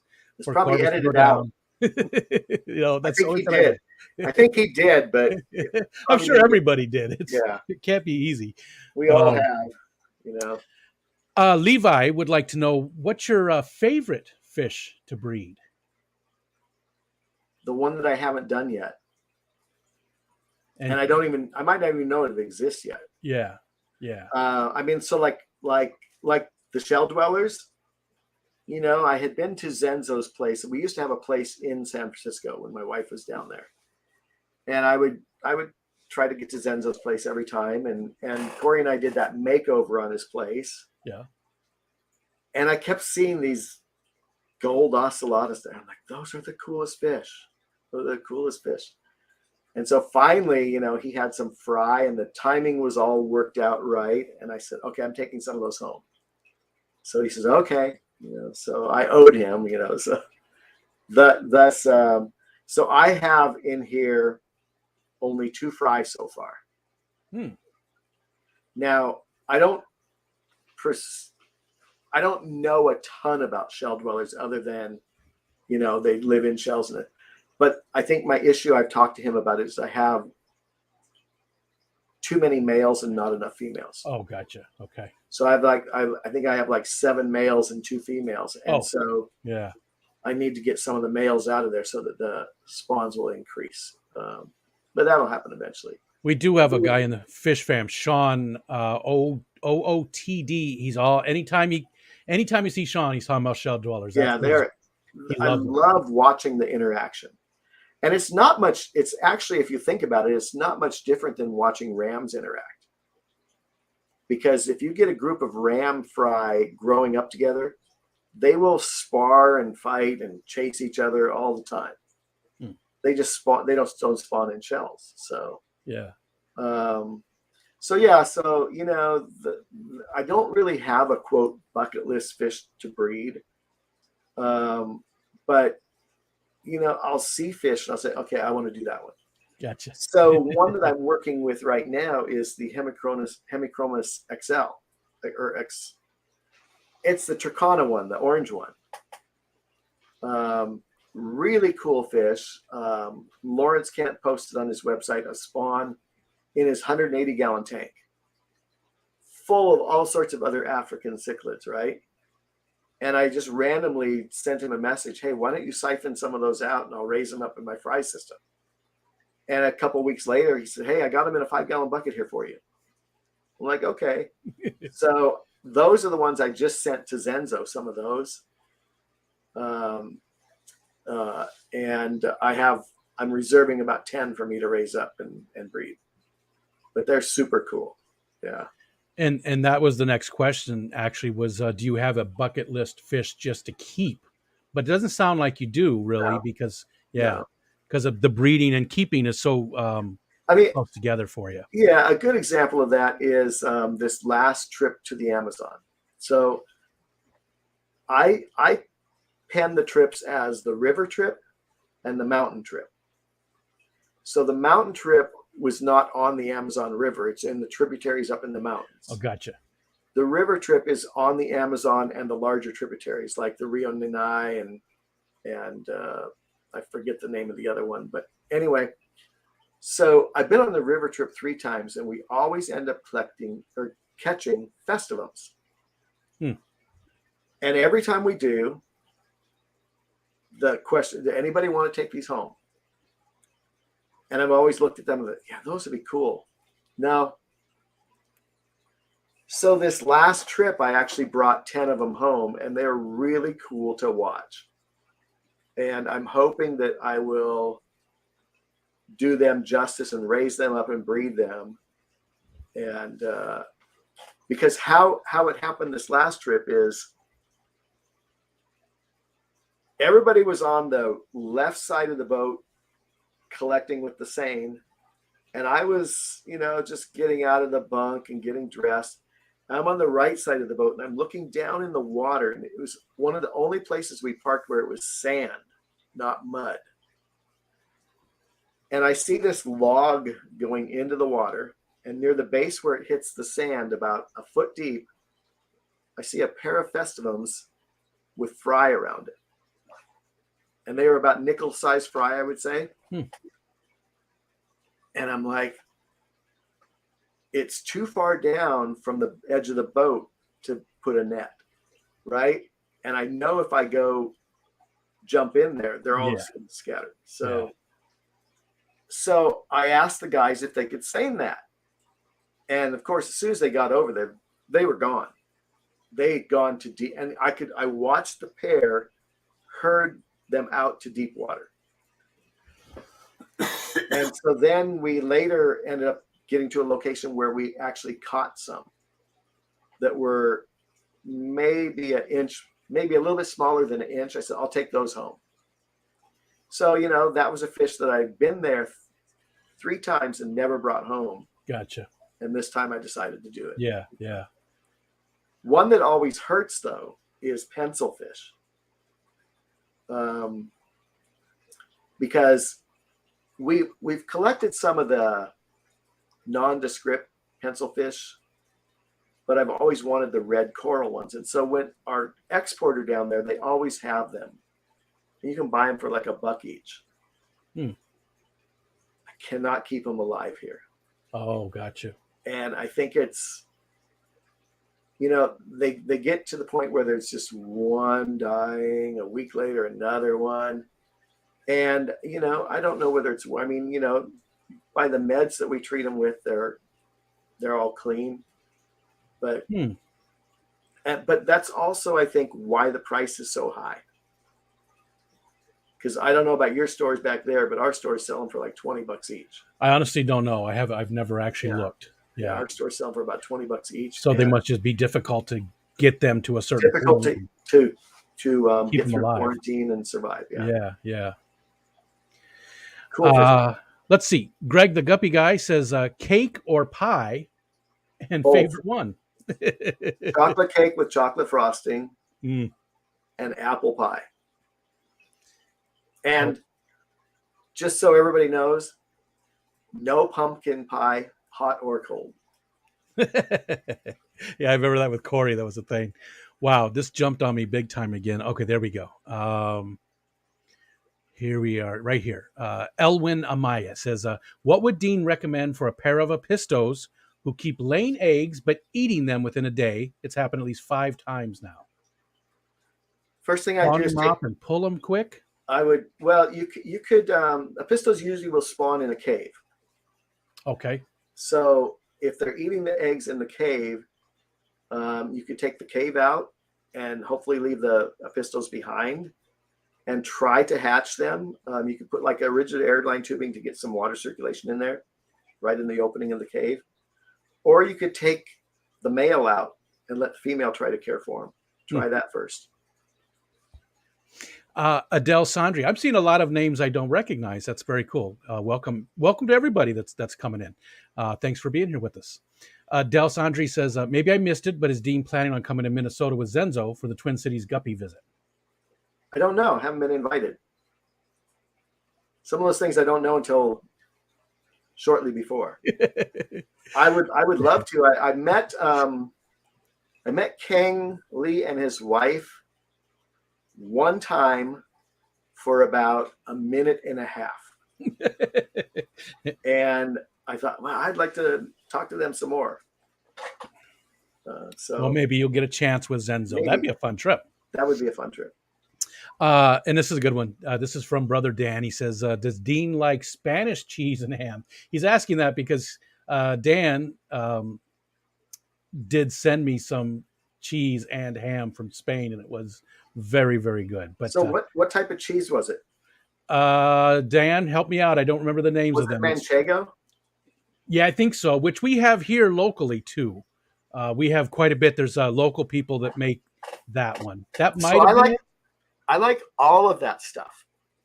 So, but okay. So one of my things going back to culinary school when I was 50 was I never missed a question on any of the tests. Never. Except for one. And I missed the same question twice. And was it related to cheese? It was related to Spanish cheese specifically. Specifically, it was related to Manchego. Okay. So, what the question was is, is the cheese a hard cheese, a soft cheese, or like a medium? What type of milk is it made from? What country does it come from? Wow. So I got I knew, and I studied like crazy on these because it was from cheeses from all over the world, right? So I got Manchego's a hard cheese, or it's firm. It's not hard. They call it firm. Yeah. I got it with sheep's milk from Italy, but it's not. It's from Spain. So yeah. I missed that question. I didn't know it was from sheep's milk, though. I didn't know that. Yeah. So then later, when the final came up, the same question was on the final. And I gave the same answers. And I became really good friends with the chef instructor later. Turns out she lived, about half hour from where I live, and we'd meet for dinner once in a while with some other friends. And she said the only reason she put that question on the final is because I missed it. and if you think about a 2-year program, that's the only question I ever missed. Wow. Yeah. So it haunts my family because they always, my wife and daughter, of course, knew about that. So. We can find it here quite a bit. There's a lot of local places to make cheese, and that's one of the ones that we see all the time. Yeah, it's a good one. I do love cheese. It's one of my favorite life perks. Yep. We're getting a lot of fish questions too, and again, I get it. I'm hoping that some other people will ask them more personal questions too. Whip's World, what's up, Whip? Follow up to electric blue rams. Have you ever tried to raise up electric blue Jack Dempsey? And if so, were you successful? How? I've tried 4 times and they've never lived past 4 inches. Electric blue Jack Dempseys. I've kept them before, but I've spawned regular Jack Dempseys, but not electric blue ones. Okay. Because I spawned the regular ones before electric blue were existed. Oh, gotcha. Alice B would like to know if you have any tips for breeding discus for the home hobbyist. Yeah, I do actually. Don't buy pairs. Find a breeder where you can find a local breeder or anybody that's breeding them, and get fry from them and spend the time to raise them up and let them pair off themselves. Mm. So, and I say this with just about any fish. People ask me this all the time. I'm going to buy a pair of plecos. I'm like, no, buy a group of babies. Because by the time you've raised those up in your water, they're accustomed to your pattern, your foods, your water changes. They're going to mature, and you're going to have much more success breeding them. So many people want to shortcut that. Yeah. I mean, a good example, it's like the L397 plecos that I have were Cory's auction purchase of $500. I want to say 4 or 5 years ago, when he went to the catfish convention back east. He bid these up. He spent $500 or more on them, and they were just sitting in his tanks. And he said, "You got to take these." So I took them. I had them in my water, still growing, for 2.5 years before any eggs. Wow. Now, who's going to put in that amount of time? Yeah. That's what you need to put in on some of these fish. Now, other fish, like angelfish, you could buy a group of 10 of them and have a pair in a year or 9 months. But some of the fish have to mature. You just have to let them do that.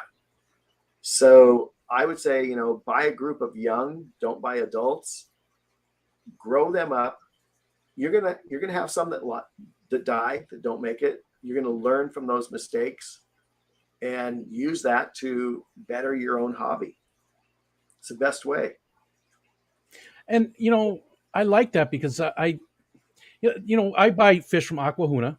Yep. And one of the knocks against Aquahuna is the fish always come in so small and young, and I'm like, no, I like that. I think that's a positive, because then I get to keep the fish longer and I get to grow them up. Right. I love that. I love that about them. Well, if you think about it if you're a plant person. How many plants have you killed over the years? By trying, planting them here, planting them there. We tend to put more value on if it's a live fish than if it's a plant. But if you're a plant person, you probably spent more money on plants that have died than you have on fish that have died. Over the years, yeah. Yeah. Yeah, definitely. So, but if you truly want to gain that experience of breeding them, you gotta raise them from fry. And this is actually one of my pet peeves about all of the BAP programs. Anybody can go out and buy a pair of fish and say, I bred these. They spawn them once, get lucky or whatever. Gotcha. And they get points for that. But in my opinion, you shouldn't get the points until you raise the babies up and they spawn. That's my opinion. So yeah, I like it. Yeah. I haven't joined any of those things yet. I haven't. I want to, but it just hasn't happened yet. Yeah. I just, I have guppies. You can't stop them from breeding. But I also have Bosemani rainbows, and I have a lot of guppy grass in that tank, and one of the fry just happened to make it. So but I have a bunch. All my tanks are community tanks. They're all okay. Yeah. That's not true. The guppy ones are guppy tanks. Guppy tanks. Yeah. All the rest of them are community tanks with all different kinds of things in there. Because it was more about just learning about the fish. I'm not ready.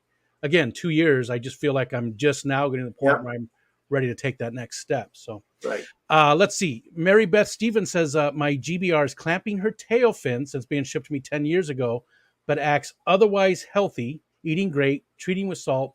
Seen this before in otherwise healthy fish? Clamping her tail fin. All the time. Yeah. Is it stress? It's stress. I mean, I would do the same thing. I would treat with salt. I tend to use salt before drugs. And I have the advantage of very few plants in my tank, so I'm not going to kill them with salt.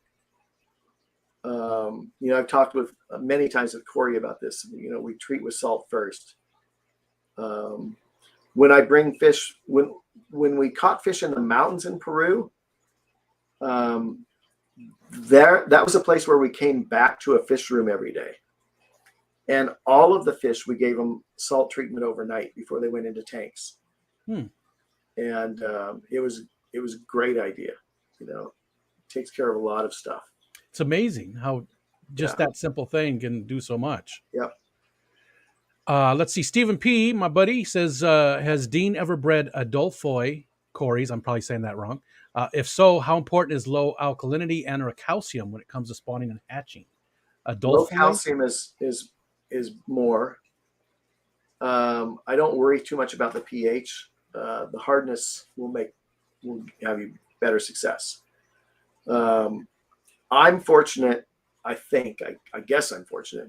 My tap water is soft, and it comes out high pH, but it settles at around 7, 7.6, somewhere in there. It's high pH because they add soda ash and lime to buffer it. The water department does. Oh, gotcha. But it's super soft. I mean, if I go TDS, it's like 70 to 100. So then it's far easier to take that water and buffer it up than it is to take it down. Yeah. If I go through a RO filter, I get really good rendering. I get it all the way down to 0, very easy.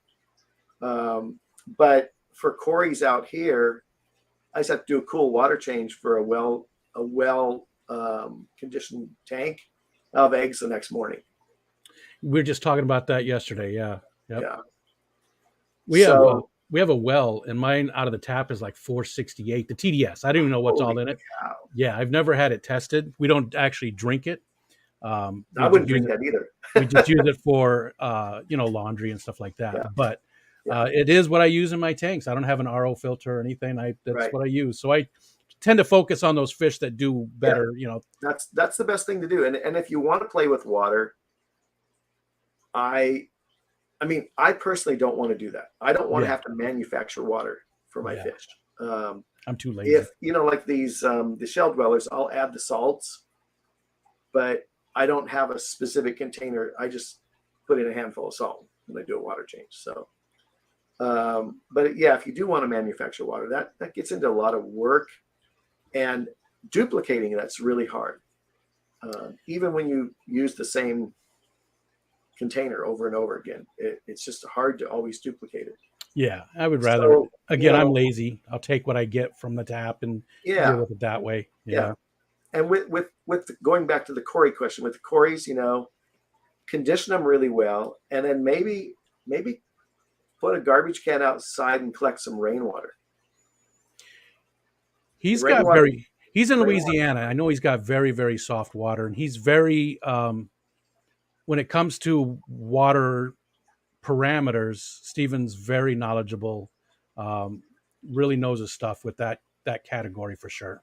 So here's the other pro tip then. If you can time that cool water change with a storm front coming in, it works wonders. That's what I've heard too. Yeah. Corys respond to barometric pressure somehow. I don't know how, but they do. Yep. We just had that talk yesterday. So many people agreed with that. Yep. It happens in the Northwest. Let's see. This isn't a question, but I just want to say this. Emily, sorry to hear that you have the virus. I hope you feel better soon. Hate to see that. Okay. And again, how are you on time, Dean? You doing okay still? I'd say I could go to the bottom of the half hour. Okay. Then I got to cook my wife some dinner. Okay. Here's Patrick Durkin again. And Dean, are you still breeding your full color koi angelfish? Yes. Yeah. And Jeremy, hello. Lots of them, by the way. what's your discus water change schedule? It's all part of that same automated, right? Yep. Yeah. Which was 10% a day, like 5% at a time. It's about 10% a day. Yeah. And then one of the things I forgot to mention on that, then on Sunday, I only run it once, but longer. So Sunday, it gets a little bit longer water cycle, I guess. So let's just say if it's a 20-gallon tank, on Sunday, I might be injecting 5 gallons of fresh water in there. So how much is that changing? Maybe half of that. And what's the purpose of doing the larger one on that and just once a day on Sundays? What does that accomplish that way? Just feels right. Just feels right. Yeah. Yeah. Gotcha. Yeah. Let's see. Does Dean have a backup buddy in case you lose a certain breed? Like if you've given, fished some of your favorites to other people, and in case you lose the entire thing, you can get them back. Some of them, not all of them. I would say maybe a third of them. And but if you lose them, you start over. Started over a lot of times. Yeah. So, I mean, the whole Vienna guppy thing with Cory's Vienna guppies, I stole them from his fish room. Well, Jimmy helped me steal them. And it's on video. It's in one of the videos. And Cory's like, why are you taking them? It's because we need to populate. He only had them in I think a 29-gallon tank, and they weren't doing very well. I said, we need to populate one of your tubs, one of the big totes. And, so I took a trio home, and within 2 months, I took back, I don't know, close to 100, put him in one of his tubs, and now he has a good population base. Yeah. How many different things, just off the top of your head, how many different types of fish does he have in those tubs altogether, roughly? I mean, how many tubs are there? Well, I think there's around 53 tubs. They're not all full of fish yet, but I would guess there's probably at least, including the plecos and the Corys, there's probably at least 65 different species right now. Wow.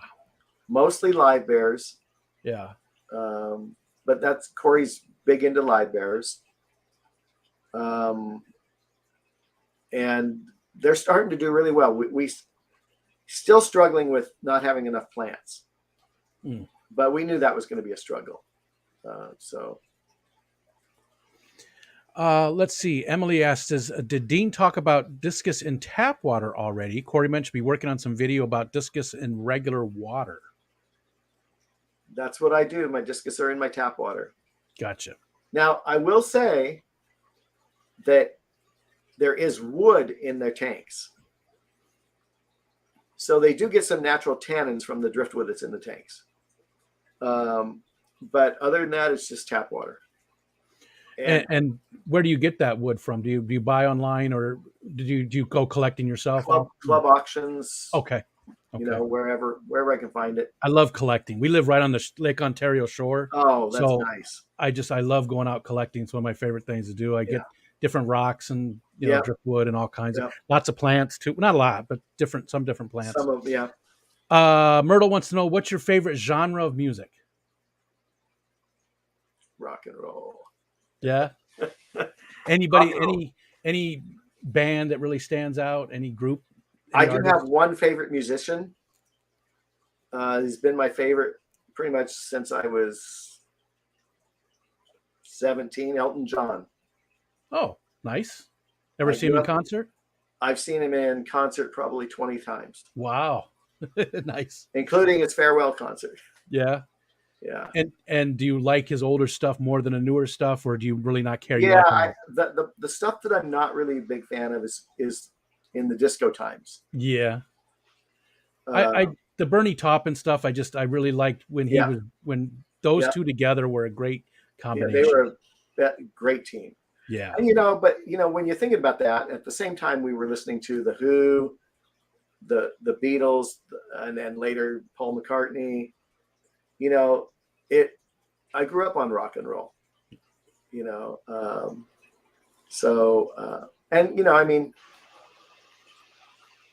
It's when you used to have to play instruments to make music. Really play the instrument. Yep. Yeah. I get you. And I don't want to go off on a tangent there, but a lot of the stuff today, there's good music being played today. Yes. A lot of it's not on the radio, but a lot of it today is very, very overproduced, and you can't even tell really what they sound like. It's unfortunate. And a lot of times these people are great singers and they still use auto-tune. It's ridiculous. They don't need to use it, but they want to make it perfect, and They they want to don't make need it to. perfect they want to make it digitally perfect. Yeah, which is crazy And because it takes away the humanity. yeah, and for me, it's like I want those instruments. If they make a twang on the guitar, that should be heard. Yeah. You know, and I often look at some of the groups. I'm like, how can they ever perform live? Yeah. And there were some bands, Steely Dan comes to mind, that were Yes, studio bands back in the yes, day, and they didn't do well live. I mean, it's not something totally new just today, right. but it's more prevalent today than it More was. prevalent today. Yeah. But you know, at the same time, I also listen to lots of symphony, opera, all of that type of music also. But he asked for my favorites. Yeah. Gotcha. What about, today there's a lot of indie folk music that's really good. That's the It's people really just cool playing too. I like it. very underproduced, just Yep. people playing and being it recorded, and it's good Yep. stuff. Good stuff. Yep. Where was that at? Oh, this one's funny. Joe Stan says, ask Dean why Cory always looks like he's sitting in the water to pee on those trips. Cory's in the water. So, well, I didn't know that it was to pee, but Cory, I mean, I don't swim. I don't think that Cory swims. We fall off the boat, we're gonna drown. um, and one of his things though is when he gets in the water, it's like taking a bath. It's not cold. I mean, there's times. I mean, it's not as warm as you would run a bath water, but sure, but it's warm. It can be 80, 84 degrees. Sometimes it's even 86, and he just, okay, I'm in here. He's usually the first one to get totally wet. I'm usually the last, and we just have fun with it. Yeah, it does look like a fun trip. I just love watching those videos. I really do. I've watched every one that I've seen. I went back and watched older ones. I just absolutely love it. We just hope for the time when we can take Jimmy, because we know that the video quality is going to go up. Sure. And I think that might happen the next trip down there. Might happen. So they should do some type of raffle and let members of the channel or whatever, so you guys bring along like one couple or something. I know that's tough because you might get the wrong people, and that would be amazing to be able to win a prize like that to go with the co-op on a collecting trip. So here's one of the challenges that we talked about with that is when the day's done, we want to be done. Yeah. And if you took a fellow YouTuber, you're never going to get that break. Sure. You're going to be always on. Yeah, you always are going to be on. Yeah. You'd have to find the right fit, and that's hard to do with just a raffle. So like, like when we go up to the top of the boat and just want to sit there, and I mean, okay, we're not talking about nothing. Yeah. We're just sitting here. Yeah. Unwinding. Right. So we want to be able to do that. Okay, let's see. And we got just a few minutes left. And again, hit me up with that @Rico Stan, so it really pops out at me so I can see your questions. Joe Stan gave me a 99-cent super chat. And again, I know there was some other super chats that I totally missed. Thank you guys so much. I really do appreciate those. I don't even know who it was, but. And while you're at it right now, everybody super chat right now, because I want to see that bar across the top. I've never seen it all the way full. So, okay. Let's do that right now. And hit the like button. And don't forget on your way out to subscribe and tell someone else to subscribe. Well, they got to subscribe to come in. So they do. That's right. You're right. Yes.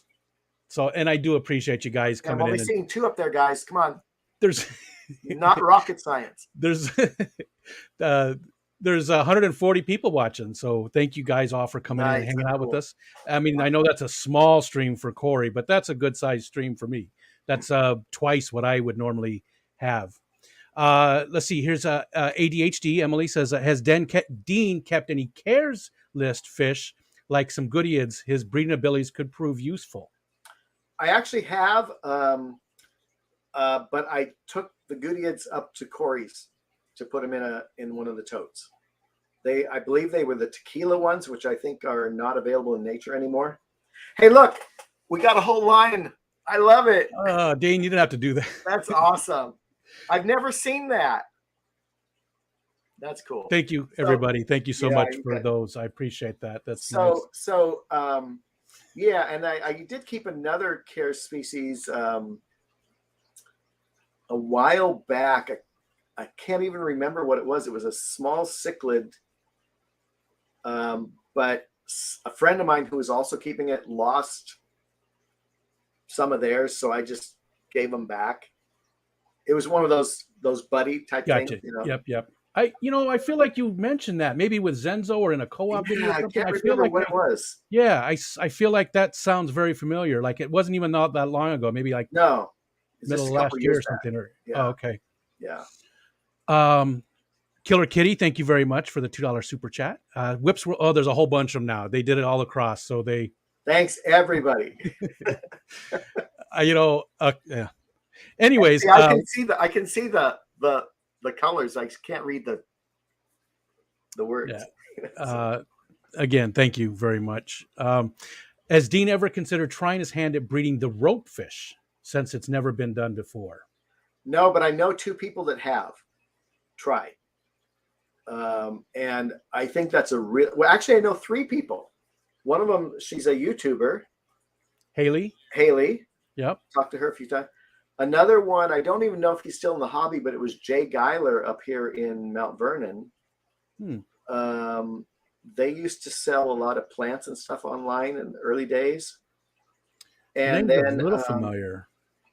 It was Geiler Aquatics. I think they would sell on Aquabid under, but he had a big group of big rope fish. Don't know where they went when he moved, but he closed his operation down. Do you have any interest in those? Because they are different. They're cool fish, but I think you need like enough room. Yeah. And I think Haley's got the right idea with an indoor pond. She might even need something bigger. Yeah. And if anybody could do it, I feel like Haley could. Yeah. I also think that's another fish where it's going to be like time. Gotcha. What if it takes 5 years for them to mature? You got to be able to put in the time. So gotcha. We are running out of time here. What are some of Dean's favorite fish tubers? Do you watch any fish tube really to speak of? Well, I like the live streams more than just general presentations. And there's a lot of them where I will play them without even signing in. Because sometimes when I sign in, I find that I've just upset the whole stream. Yeah. Yep. And so they'll be playing in the background, like yours. I've only signed in one time. That was for Cory, right? Yeah. But I've listened to it. I listened to Chattanooga Ed several times. I'm not a regular. I don't have a regular schedule when I go in there. Whenever, yeah. But but I will say that if I want to learn something about something, if you just search it, you'll find it. Yeah, for sure. Even as much as like if you just search for breeder boxes, you'll find 50 different ways that people are using those right now. And if you come away with one good idea that works for you, yeah, it's a great medium for and again, I've been using YouTube since it started, but I used it for entertainment. I never used it for education until just recently with the fish. There's something about the fish hobby that really lends itself well to this medium. So I would say that I use it more for education than entertainment. And you can never stop learning. No, you shouldn't. Yeah. Yep. Even if even breeding guppies, there's always something more to learn. Yeah. It's like there's a fish that I've been bred it years ago, the CPDs, Celestial Pearl Danios. Yep. Have some of those. I'm like, okay, I'm thinking, okay, I want to try and do those again differently. And it's like, I know they breed constantly. Rainbows, by the way, breed constantly. Just put a mop in there and you pull some eggs out every day. See, I don't have a mop. I'm not because I don't have any room. I don't have any room. So I just got lucky that one of them made it through because of all the Right, guppy grass that's in there and all the other right, plants. I got lucky. That's it. I'm not actively trying to breed anything because I just don't have any more room for anything. right, right. So, geez, I got to get through these. Okay. Actually, we are at the bottom of the hour, so there's still a ton of questions. We'll have to do a part two, Okay. sometime Do in the all the future. short answer ones then. Well, there's a ton of them. So, and I want to get to these super chats real quick. So, Okay, go ahead. Lumpy Dog, thank you very much. A $5 super chat there. And this is all because of you, Dean. Thank you. DLC says, thank you, Rico and Dean, for this amazing stream. Stephen P, because Dean said so. There you go. Maria Z, 9.99 super chat. Thank you. Matt, 99 cents, the doo-doo that you do. Rico Stan is the man from Joe Stan. And do what Dean says from Merrick, $20 super chat. Wow. Texas Fishroom, 99 cent super chat. Matt dropping the message. So members can drop a message. I love that idea. You get once a month, you get, if you're a member, you get to drop it's basically a super chat type Oh, yeah, thing. yeah. You're right. And Right. it's a very cool thing. Yep. John McKenzie, the doo-doo that you do. Dragon Lair said just for Dean. There's another one from Killer Kitty. Whips World. Generally, it jumped on me. I'm generally not a follower, but what the hell? Dean sent me. Eric says, Dean rules from the Nano Aquarium guy. Great interview from Regina Phalanges. And hey there, will be sending you an email next week about your RODI winnings. So cool. Dean's slumming. He's got friends in low places from Fen Wiggles. And I think I got them all. So Good. Cool.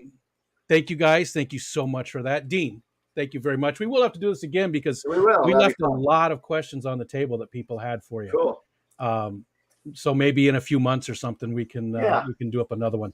Everybody, thanks so much for being here. Dean, is there anything you want to tell anybody or anything you got? You guys all have a good night, good weekend. Oh, wait, it's the beginning of the week, isn't it? Yeah, you're allowed. See, that's what happens when you're retired. Exactly. Yeah, and go out, breed some fish, have some fun. Very nice. Next week we have Trevor Gagori for our interview. And there's still a lot of very cool streams tonight. You know, there's Ladies Night, there's Bentley Pasco. I know I'm forgetting a whole bunch of them. There's a whole bunch of good streams to check out tonight. Go see somebody else and spread the fish fam love around. Thanks you guys for being here, and we'll see you later. All right, ciao.